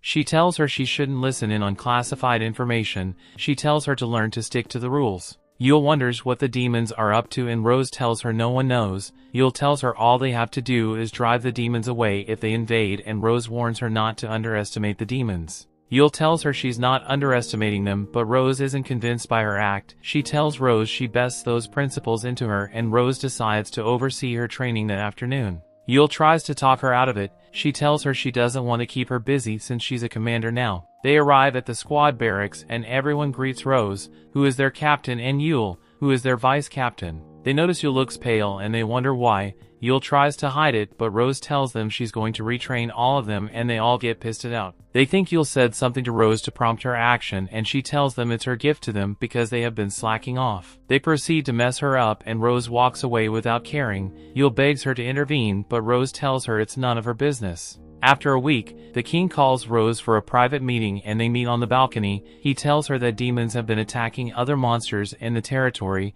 He tells her eyewitnesses saw a group of trained demon soldiers perpetrate the act. Rose is surprised that the attack was planned and coordinated. She becomes suspicious and the king tells her to find out the reason for the demon's actions. He authorizes her to use force if the need arises. He's sure she won't act harshly unless need be, and she's grateful for his trust in her. She promises to deliver good results. Later at night, she briefs her squad and tells them they would be heading into the darkness of Linger. She tells them they would depart the next day. One of the soldiers asks her how many demons they would be expecting and she tells him about 30 have been sighted. Another soldier thinks fighting 30 demons would be problematic. Yul tries to cheer the squad, but they're still pissed of her for making them train harder the past week. She tells them the training made them well-toned for the mission, but they throw several utensils at her. Rose decides to make her little bunny Kukuru stay home. Kukuru can detect monsters and she knows it could be useful, but she doesn't want the demons to target it. She didn't want to put the Kukuru in danger. Yul rushes to her side for protection and the soldiers stop pummeling her. Rose tells the squad they will need to be at their very best for the mission, so she'll tag along. The soldiers are hyped because they know they'll be unstoppable with Rose leading them. They know they don't have to worry about getting hurt because Rose can always heal them up, and they decide to go all out for the mission. Yul riles up the group once again and this time they are hyped. Rose tells them to quit the chit-chat and start preparing. The next day, they venture out for their mission and they searched around the Linger, but they couldn't find any demons. As darkness descends, they make a campfire. Yul tells them they will search the western side of the forest the next day. The soldiers know the western terrain isn't very good, so Yul tells them they would leave the horses behind. The soldier tells her they need to prioritize the areas they can search with horses, but Yul tells them she's sure there's something in the west. The soldiers decide to follow her lead. She tells them to take turns watching guard while others sleep, but they all go to sleep. Rose takes the first watch, so she tells Yul to get some sleep. While everyone is sleeping, Rose notices that Yul is having trouble sleeping. She offers to put Yul to sleep herself and Yul is surprised she noticed she can't sleep. Yul joins her by the fire and she decides to confide in her. She asks Rose why she chose to make her the vice captain. She tells Rose she's average compared to the other soldier and she knows nothing stands out about her. Rose realizes that she thinks she's not qualified for the role. Yul tells Rose she doesn't need a vice captain because she handles most things by herself. Rose tells her someone has to do the menial jobs and she's doing well because there have been no complaints about her. Yul tells her it's because she has been working hard and Rose tells her if she keeps working hard, she may become the captain. Rose reminds her that she can't keep being the captain of the squad now that she's a battalion commander. Yul protests that she can't become captain because everyone in the squad will end up taking each other's lives. She tells Rose she'll get beaten up and Rose is disappointed by her lack of faith in the squad. Yul tells her she doesn't want her to ever leave the squad and Rose sighs in exasperation. Yul tells her she never follows orders she doesn't agree with and she always does what she feels is right, even if everyone else disagrees. She tells Rose she'll shut up anyone who doesn't agree with her with force and Rose tells her she's quite famous for that. She tells her she heard of stories of a skillful soldier who was so stubborn she wouldn't obey the orders of a general. That was when Rose came into Yul's life. Yul was thinking of doing the same thing and disobeying Rose's orders, but nothing she tried worked. Whenever she disobeyed, Rose always put her in her place and she had no choice but to follow orders. At that time, Yul decided she won't give in to Rose and obey her. She decides to endure her hellish training just to prove her point. Rose remembered Yul becoming motivated all of a sudden, but she doesn't remember treating her any different. Yul tells her she became motivated because Rose didn't cast her out or turn her back on her. Other captains usually got tired of her and would turn back on her, but Rose kept facing her head on. Yul tells her it was annoying, but she felt happy, and she's convinced the other soldiers also felt happy. She tells Rose no one else can be their captain because no one else understands them like she does. Rose walks up to her and gives her a spank on her head. She tells her to grow up and stop relying on her for everything. Yul is surprised by her reaction to her heartfelt confession. Rose tells her she won't pick someone who isn't qualified to replace her. She tells Yul she didn't pick her as the vice captain on a whim. She realized that Yul never gave up once she made up her mind and she always stood strong regardless of the situation. She knows these qualities will motivate those around her to surpass their limits. She tells her to just be herself and people will follow her without question. Yule is shocked that Rose thinks people will follow her lead, but Rose is surprised she doesn't know the power of her charisma. Rose tells her change is the only constant in the world. She tells her she needs to accept change and move forward regardless. She tells her nothing will change the fact that she was their captain, and she tells her not to worry herself unnecessarily. Rose decides to get some sleep and Yule offers to take the next watch. Rose tells the other soldiers to get some sleep and Yule is surprised. They tell her they trust her to lead them in Rose's absence. They tell her they don't hate her and they always listen to her commands when it counts. They tell her not to worry so much and she becomes embarrassed. She chases them about and Rose smiles secretly. The next day, they climb up a little mountain and a soldier spots evidence of the demons. He informs Rose and they come forward to investigate. The soldiers realize the demons are hunting monsters and they wonder why they're hunting monsters instead of humans. Yule knows there must be a deeper reason behind it, but they suddenly hear a deep growl from within the forest. Rose tells them to get ready to battle and they rush into the forest. They see the demons in a clearing. They just took down a wolf and were in the middle of packing them. They remain hidden behind the bushes, but the chief demon senses their presence and informs the other demons. They reveal themselves and Rose tells Yule not to make a move yet.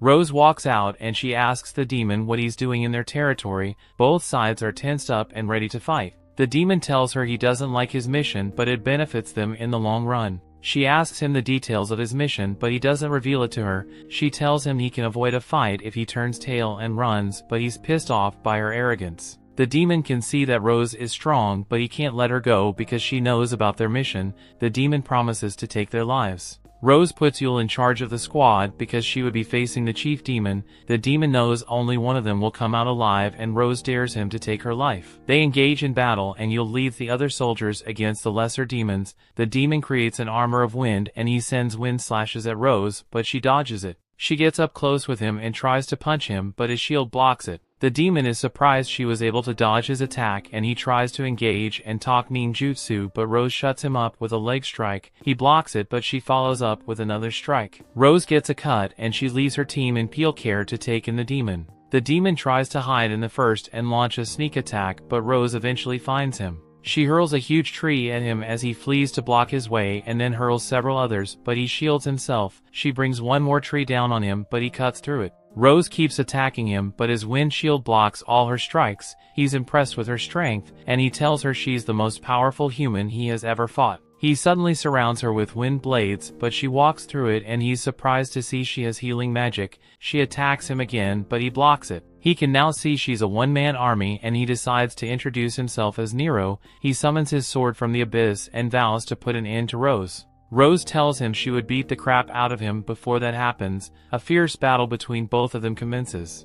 The story continues. Back at the other fight, one dude uses an ability to put a demon to sleep. Yule lands an attack as well and declares that they need to show the power of Rose's personal unit. Rose is busy fighting Nero and she realizes that his demon sword is imbued with a curse. She could not let it touch her no matter what, just that Nero does manage to cut her face, but she lands a counter-attack. He is sent back near the others, and Rose heals herself. She knows that Nero isn't done just yet, so she demands that he get up. Nero is impressed by her and her subordinates. They are quite skilled and easily the most troublesome group he has ever encountered. Nero thought that true heroes no longer existed among the humans. He has changed his mind, however, as Rose and her groups have become their biggest obstacle. Nero's sword begins to glow with darkness, and he declares that the era in which demonkind trembles before the humans will end, as their lord will soon awaken. This lord is merciless, savage, and cruel, but he brings the demons blessings and victory. This guy shocks Rose when he releases a bunch of power and states that he must defeat her group so they can awaken their lord. The fight begins to turn as one of Rose's subordinates lands an attack, but she realizes that the demon isn't affected.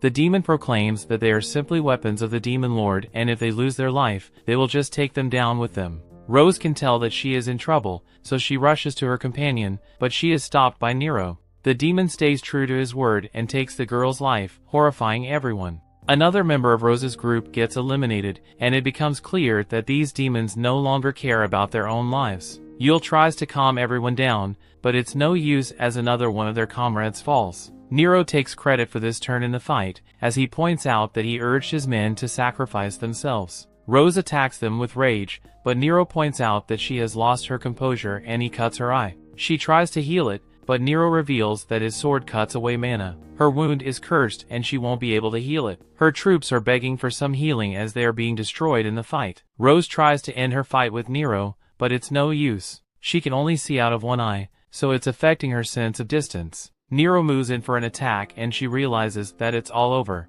Nero lands a devastating attack, but Rose is shocked when she sees that Yule sacrificed her own life to save her. Rose is horrified to see that her entire unit has been eliminated. Rose feels terrible since they all believed in her. They all thought that they wouldn't die on her watch and she would always come to their rescue. Rose wishes that Yule would have just run away, and she blames herself for being so weak. Nero declares that the deaths of their subordinates will not be forgotten and he goes in to finish the fight. Just then he is shocked when Rose stops his blade. She begins to beat this guy down and insults him for what he said. The angry Rose points out that a demon like him who urged his own troops to sacrifice themselves could never understand. She continues absolutely destroying Nero and explains that sacrificing oneself in battle is the ultimate humiliation. Rose has completely taken over the fight as she pins Nero to a tree and she angrily states that she will now kill him. Rose can tell that her body's about to fail, but she is determined to be the one that ends Nero's life. Just then, young Amelia appears worried about Nero,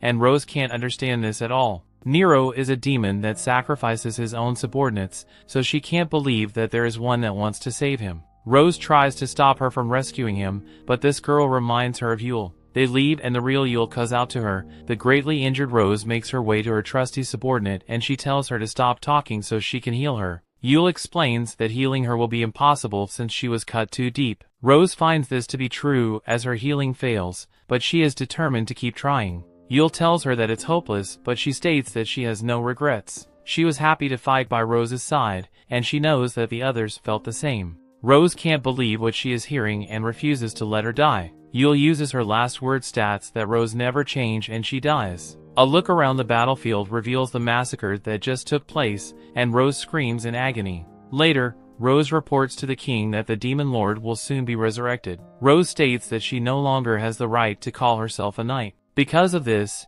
she would like for him to remove her as battalion commander and revoke her knighthood. Everyone is shocked, but the king does as she wishes. Later, the family of one of her fallen subordinates approaches her. She shamefully apologizes for not being able to protect him, but they thank her for at least bringing him back so they could see him one last time. They explained that their son was a complete delinquent since he just playing game all day long. However, when he started serving Rhodes, he became a changed man. Rose returns to her empty home and cries in a corner. A month later, Siglis goes to visit her and they discuss how the king came to see her earlier. Their goals are both the same, as they're checking to make sure that Rose hasn't decided to follow her troops to the afterlife. Rose considers it for a moment, but this just upsets Siglis. Rose tells him to calm down though, as she wasn't being serious. Rose explains that the demon's curse was only temporary, so her wounds are starting to finally heal. Siglis wonders why she hasn't made an effort to heal her eye, but she doesn't answer. However, when she's alone,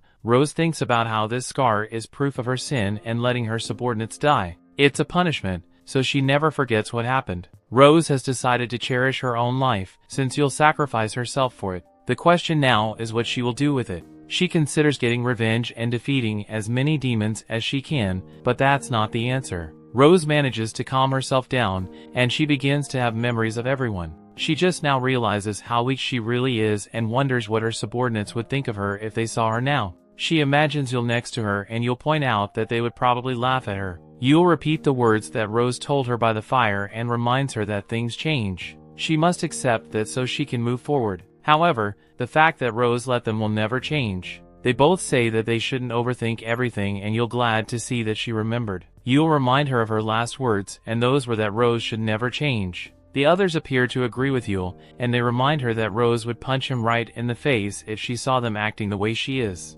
Rose realizes now how foolish she has been for just focusing on their deaths. Her subordinates were not like this, as they always look straight ahead with smiles on their faces. Rose snaps out of her depression and vows to never show weakness again. Her subordinates leave, and Rose promises to be someone that they can all admire. Rose removes her bandages and declares that she knows what she must do. A massive battle against the Demon Lord will be coming soon, so she has decided to create a force that saves lives. Many soldiers will be sent to their doom, but she vows not to let them die. Her force will need at least 5 people, and 2 of them have to be healers to start with. Most importantly though, they will need someone like herself. Someone who doesn't just heal, but a healer who can run around the battlefield taking out threats as they go. This would be impossible for a normal person, but if she can find someone like that, then they might have a chance of fighting by her side without dying. Back to the present, Rose startles Usato when she reveals that she is glad she found him. Rose points out that he doesn't even know how precious his own life is. Not just any healer can get as strong as he has by just training. She asks him to wonder what the world would be like if it had more healers like herself, but Usato just uses his smart mouth to say that the world would be destroyed. Rose explains that she came up with the technique to train herself beyond her limits by using healing magic. It's incredibly difficult, and Usato and herself are the only 2 people that can do it. Usato has all their traits she has ever wanted in a healer, and she is sure that he won't die. Usato takes in all the compliments, but Rose takes one look at his cheesy grin and is disgusted by it. Elsewhere, Amila is told that the bridge has been completed. The Demon Knight is glad to hear that, and Amila reminds him that he can go as wild as he wants when the battle starts. This guy is confident as he warns that the battle might end in an instant, since they are just up against humans. Amila reminds him not to underestimate them, as they have the ones known as kidnappers. These kidnappers steal the wounded, but the knight isn't worried about them. He just thinks they run away all the time, but Amila points out that they are actually monsters. The knight is glad to hear that they might be able to make things interesting. He doesn't care what they are as long as they make him feel alive.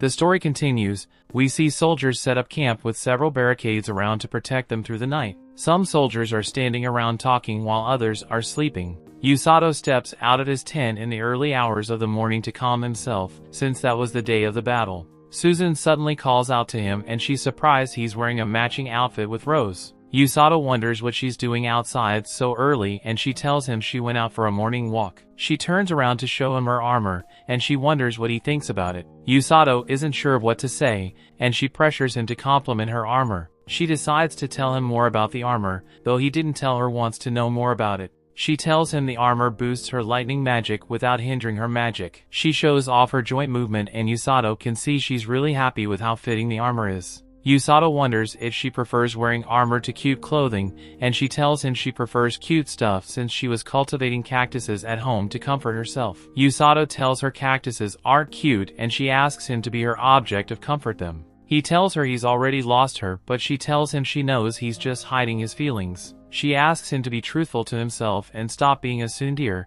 but he tries to calm her down. She pressures him to get along with her so they can always share their feelings with each other, but he begs her to stop. He tells her to communicate with words since that's what humans use, but she tells him actions speak louder than words sometimes. She corners him because she wanted to give him some action, but Usato calls out to Kazuki to save him. Kazuki immediately manifests and he holds Susan at bay. Usato is surprised Kazuki came to his rescue, but Susan tells him to let her go. Kazuki tells her Siglis is calling them to assemble, and she tells him she will only answer his summons after she makes Usato her own. Usato begs Kazuki to take her away and he agrees to Usato's request. Kazuki promises to return to Usato and make him comfort her by force. Kazuki waves him goodbye and he thanks him for saving him. Usato looks at the sunrise and he smiles in anticipation of the upcoming battle. Siglis gives Kazuki and Susan reports from the scouts. He tells them the Demon Lord army would be arriving at the battlefront soon. He tells them the mages will hit the enemy with a barrage of magic before both of them will engage them. He tells them to carve a path through the enemy lines to the enemy's general and take him down if possible. He tells them to do their best to bring back good news to the king.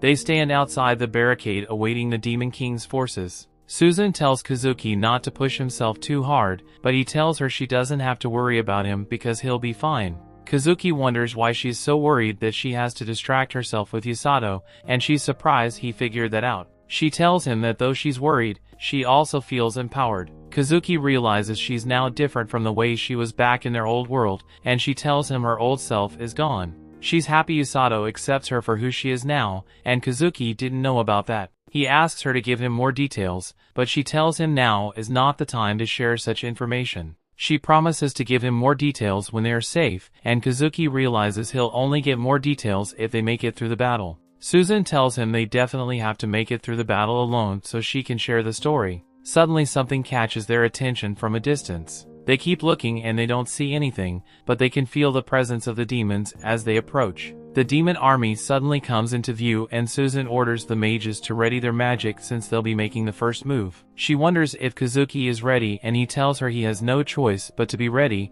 The mage is ready their staff, and they all attack the demons with their magic spells. Kazuki is happy their attacks hurt the demon army, but when their view clears up they realize the army was just an illusion. Kazuki wonders where the real army is when Sigli suddenly notices the demons coming from a direction without barricades. Kazuki and Susan rush over to that direction to intercept the demon army. Rose orders soldiers and her healing unit to head out into the battlefield and bring back anyone who's injured to her. She orders them to go and return back to her alive, and they rush towards the battlefield. Rose stations Orga and Yururu at the tent with the guards standing with them for protection. She tells them to make a run for it if anything happens. She tells Usato they'll both head into the battlefield after some time elapses, but they would heal the wounded at the tent in the meantime. She orders everyone to their stations, and Usato wonders if Susan and Kazuki are alright. Yururu wonders if he's worried about his friends, and he tells her he's worried. She tells him to take care of himself too, since he'll be heading into the battlefield soon.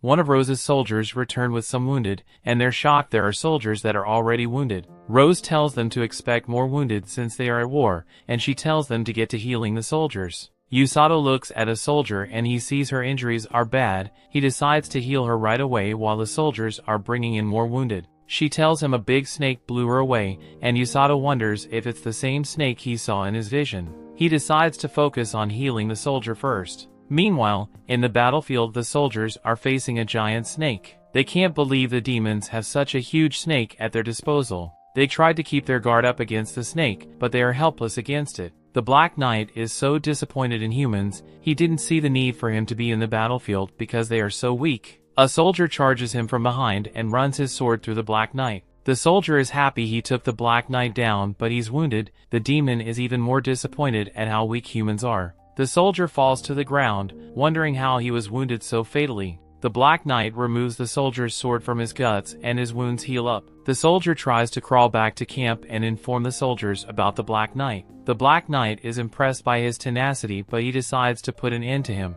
He's suddenly distracted by sticky water, and when he looks back the soldier is gone. The soldier is saved by one of Rose's soldiers, and the Black Knight wonders who the soldier is. The soldier remembers when Mila told him about strong soldiers on the enemy side, and he realizes she was talking about soldiers like this. He's happy with how fun the enemies are making the battle. Lightning suddenly strikes behind him twice, and he decides to investigate what's going on in that area. Another healing corps returns a soldier, and the tent is almost overcrowded. Rose decides it's time for them to head into the battlefield, and she asks Usato if he's ready. Usato tells her he's ready because she has trained him to be her right-hand man. She's glad she doesn't have to worry about him, and Usato is surprised she was worried at all. She leaves Olga and Yururu in charge of the healing tent, and they encourage her to heal up the soldiers in the battlefield. They leave the tent and Rose tells the guard to take care of the healers. They rush into battle and Rose tells Usato she heard something from a soldier. She tells him about the strongest demon,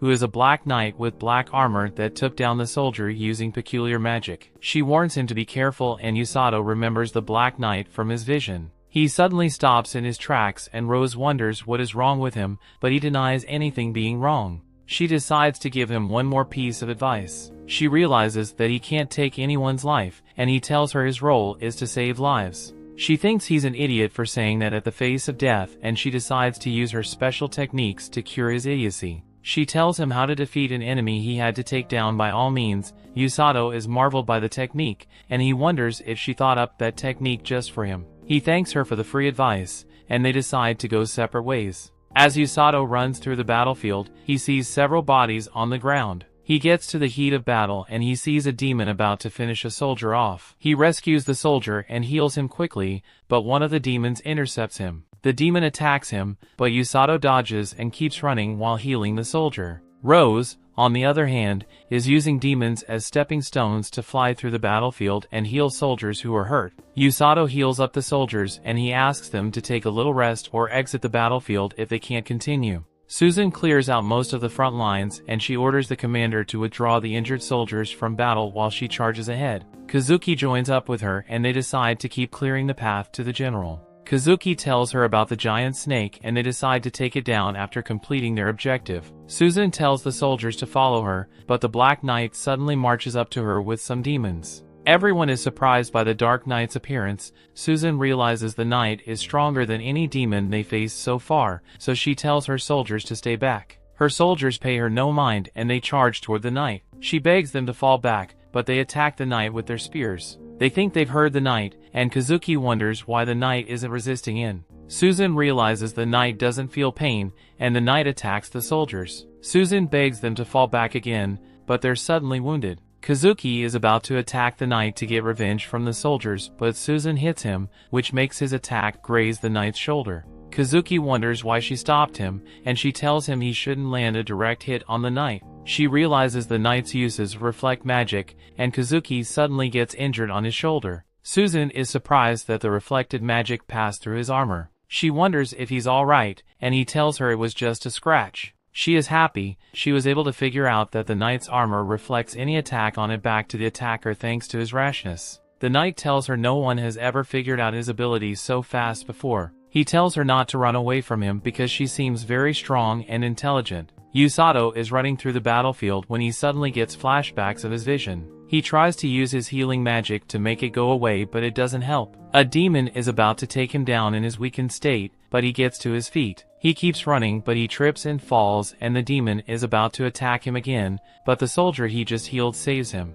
He asks the soldier for the location of the heroes, and he tells him they are at the front lines. Usato decides to head to the front lines, and he hopes both Kazuki and Susan are still alive when he arrives. The soldiers are fighting the demons on the front lines, so Susan and Kazuki decide to take on the knight while the other demons are distracted. Kazuki wonders what they can do against the knight since he reflects their attacks, but Susan tells him her plan. He thinks it would be too dangerous, but she tells him they'll have Usato heal them if anything goes awry. The knight sees they're ready to battle him and he engages them. They rush towards him while dodging his attack, and Susan casts her magic, which hits the ground and obstructs the knight's vision. They run into the dust and attack the knight, but he reflects their attacks. Susan was hoping the knight can't reflect attacks he can't see, but she was wrong. She suddenly notices the attack on the knight's back wasn't reflected, so she decides to give her strategy another try. The knight uses tentacles from its armor to attack them, but they dodge its attacks.